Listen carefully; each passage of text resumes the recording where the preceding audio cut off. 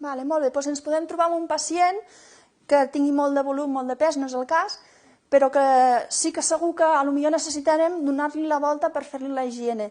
Llavors ens podem ajudar del travesser, que és aquest llençol que hi ha aquí sota de la pacient, llavors l'agafo com per sota dels genolls, per sota dels ombros i faig un cop sec cap a mi i llavors el pacient girarà cap a l'altre costat. 1, 2 i giro. I ja el tinc. I així ja li puc arreglar la part del darrere. Si el pacient ens ajuda una mica, en vez de fer això, li podem doblegar la cama, la girem cap a l'altre costat i amb l'altra mà l'aixequem. I ja tornem a tenir l'esquena preparada per netejar.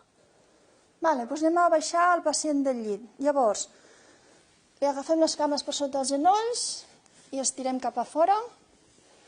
Llavors, si ell ens ajuda, li diem que ens doni la mà, l'agafem per darrere de les espatlles i li diem amunt. I després li acabem de posar bé les cames. Si no ens ajuda, torna't a estirar. Si no ens ajuda tant, li tirarem igualment les cames cap a fora i llavors l'agafem per sota les aixelles i empenyem des de l'esquena per posar-la cap a dalt. L'adrecem, esperem una mica per si es mareja, que de vegades es maregen al canviar de posició. Llavors li posarem la pressa per sota les aixelles, la tirem una mica endavant, que arribin els peus a terra, li bloquegem els genolls perquè no ens patini i ara fem la maniobra pivotant els peus. Per posar-lo dret, si ens ajuda, igualment sempre els hi posem el peu al davant perquè no patinin i els hi bloquegem el genoll amb el nostre genoll. Llavors, si ens ajuda, l'agafem per sota l'aixella i del pantaló i li dic, vinga, amunt, tiro endavant i amunt. Si el pacient és més dependent que no ens ajuda tant, haurem de fer una presa frontal.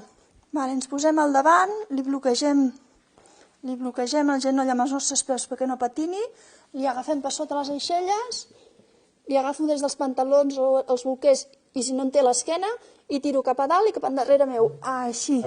I em pico el tinc dret, pivoto amb els meus peus i la deixo sentada. Sovint ens trobem els pacients mal assentats perquè es cansen d'estar sentats i van relliscant a la cadira. Llavors els hem de dir, si tenen força, els hem de dir que posin les cames bé, que tirin el cos endavant i que vagin arrastrant el cul cap al darrere. Primer una cama i després l'altra, primer una cama i després l'altra. I ja els tenim ben assentats. Si el pacient no té prou mobilitat per fer això, llavors els haurem de redreçar nosaltres. Li fem posar els braços creuats pel davant, nosaltres els agafem per sota les aixelles, els agafem dels avantbraços i tirem cap endarrere i cap amunt. Vinga, doncs anem a redreçar el pacient que està mal assentat. Dobleguem una mica els genolls, li frenem perquè no ens patini i no tingui por i perquè no ens caigui, tirem el cos endavant, l'agafo per sota l'aixella del pantaló i amunt.